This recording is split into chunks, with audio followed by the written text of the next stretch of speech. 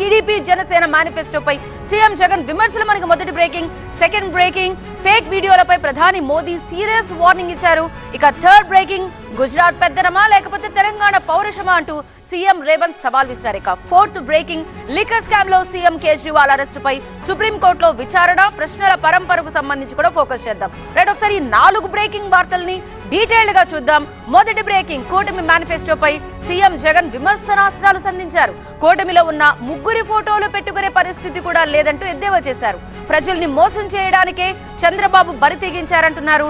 మేనిఫెస్టోలో మోదీ ఫోటో పెడితే ఒప్పుకోబోమని చంద్రబాబుకు బీజేపీ అధిష్టానం చెప్పినట్టుందన్నారు జగన్. రెండవ బ్రేకింగ్, ప్రజాస్వామ్యంపై గౌరవం లేక ఫేక్ వీడియోల డ్రామా ఆడుతున్నారని మోదీ సూటిగా మాట్లాడారు. ఫేక్ వీడియోలు విడుదల చేసేవారిని వదిలిపెట్టబోమంటూ వార్నింగ్ ఇచ్చారు.